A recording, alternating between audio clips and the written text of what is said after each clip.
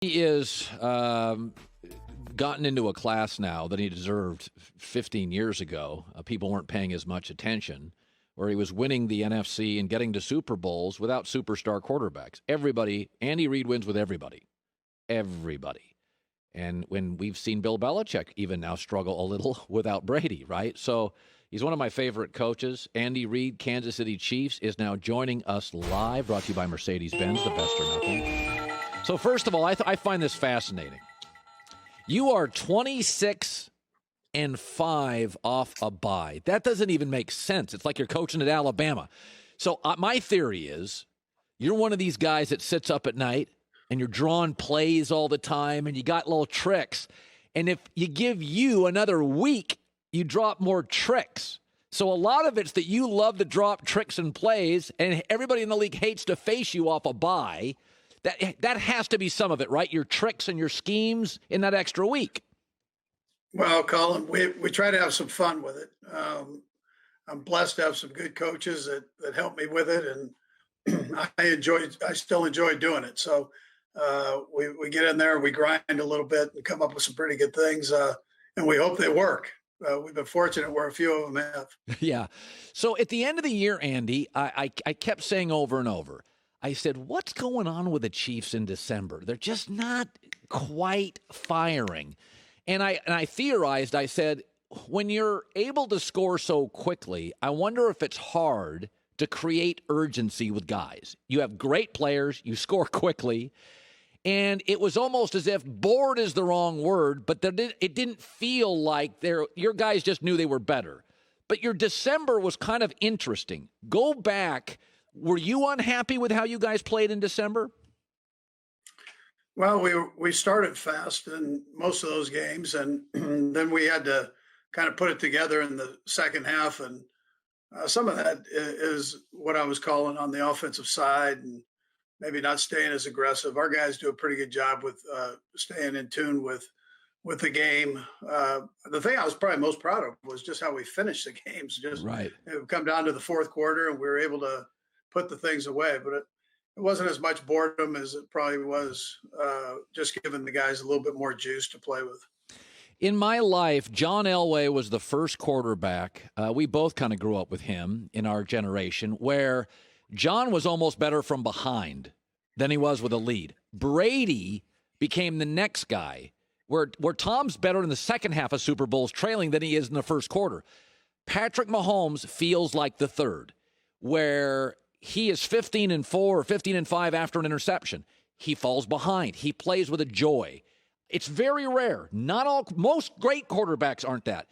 Did you notice it early? Is it from parenting? Is it just innate? Like he never changes his body language, Andy. He never changes his aesthetic or his style. When did you first notice that? Yeah, right when we got him. He's got a certain enthusiasm about him, a childish enthusiasm. People always ask me to compare him to Brett Favre, and I'm going, maybe that's it. Maybe that part's it. They're different guys, obviously.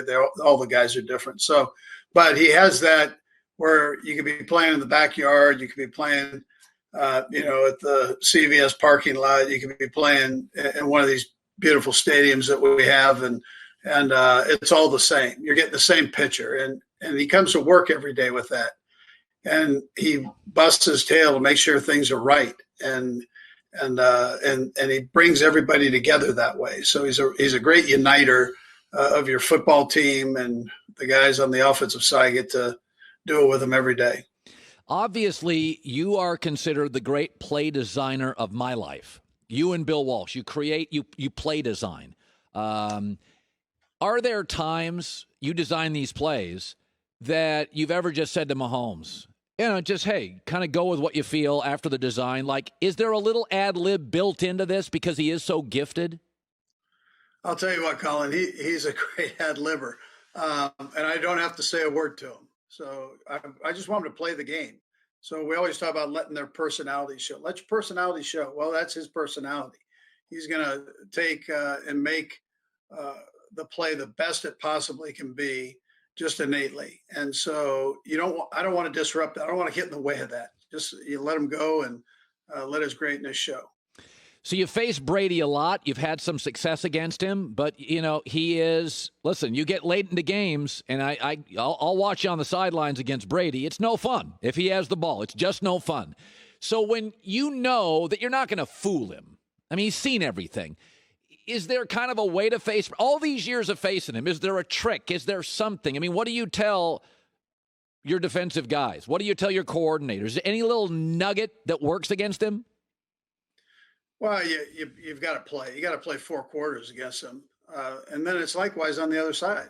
There's just never enough points that you're going to be able to score against that guy. I mean, you got to keep going, and if you don't, he's already proven that he can do that. That's what's made him a great player over all these years. So with our defense, Spags and his guys have done that. They've played 4 quarters of good football against them, and we've had a little success. But it's amazing that this guy's 43 years old, Colin. He's 43 years old, and I had a chance to play against him, or my team in Philadelphia did 16 years ago, and it doesn't look any different to me. This is what he is. I mean, there's some to this avocado ice cream, man. I got to get some. Yeah, we all like ice cream. Just put some avocados in it, whatever it is. Yeah, that's right. So last year you've been to now. This will be your 3rd Super Bowl. I asked Jimmy Johnson this yesterday. You're very good off buys. It's a game the world's watching. Do you ever have to say to yourself, hey, Andy, don't overcoach here. I got great players. Sometimes that extra week, there's going to be pressure in this game that some of your players, it's hard. It's a different game, Andy. Do you coach a Super Bowl slightly differently? Do you think about the pressure? Does any of that come into mind? Well, it's an exciting atmosphere, and it's going to bring out the best in some guys, and other guys, they're going to have to warm up to it. So I get that. We try to get in our plays during the week before this week. So last week we got in the majority of the game plan, and that way we can go back and we can review it and go through it again, one more rep on it, and so on as we work through. There's a lot of media obligations this week, even not being in Tampa. So I'm glad we got the game plan in. The other thing I tell the coaches is don't tinker with it. Just let it go. You got it in, you put your best stuff in and let's roll with it. And you start adding just what you're saying. You start adding things into these things can grow to a monster, and then you can't go function. Yeah. God, look at that last year. Isn't that amazing? What'd you do after you won last year? What'd you do that night? What'd you do the rest of the night?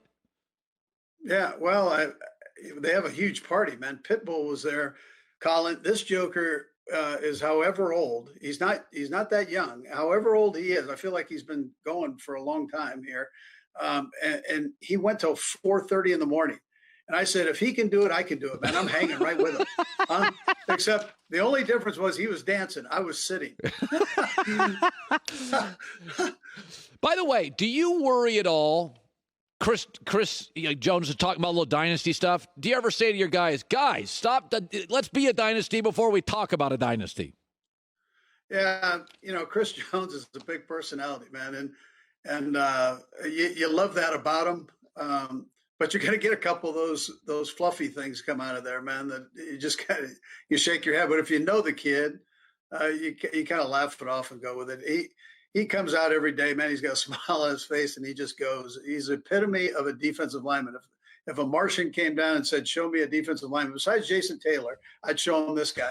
Those two are completely opposite, Joey. I'm just telling you, completely opposite. But I'd show him Chris. I'll tell you, he's a beauty. Yeah, Andy. So are you. We love having you on the show. Can't wait. We'll be watching. So will America, man. Thank you. I appreciate it. Joy, hello. You look great back there, and having to deal with Colin, man, you got a special place in heaven, babe. Thank you, Coach. Good luck Sunday. All right, thank you. All right, Andy Reid. I really do think this is one of the – not every dynasty is – they're not a dynasty yet. And what is a dynasty? I think, to me, 3 feels like 3-peat, 3 dynasty. They're kind of built to win this year and next year. We'll talk about this later. Then the numbers get difficult. And they – Brett Veach did a really good job. So they give Mahomes the greatest contract ever. But he was smart about it. He's like, listen, just give us about 2 more years. where we're not choked financially. So they're not this year. They're not next year. Then you get into the 30s. It's a little high. Then you get into the 40s. So this thing should go Sunday, another year. Then you're going to start getting into Tyreek Hill's contract is up, and Travis Kelce's 34, and the offensive tackles are getting older, and Honey Badger. You start looking at the numbers here. You're going to be good Sunday and next year. And then there's going to be really difficult conversations. Now, the good news is they draft well. Yeah, as long as Andy's there and Brett Veach is there, the offense will be fine. But there's those defensive linemen, Frank Clark's like 25 large a year. Like those defensive linemen, there are not many great ones. They've got two, and they pay them a ton. And it's hard to keep both once your quarterback's in the 30, 40 million category. Hi, everybody. Thanks for watching. Subscribe here to get the latest from the show. Also, be sure to check out more of the best clips from The Herd or go watch a few segments from other shows on FS1.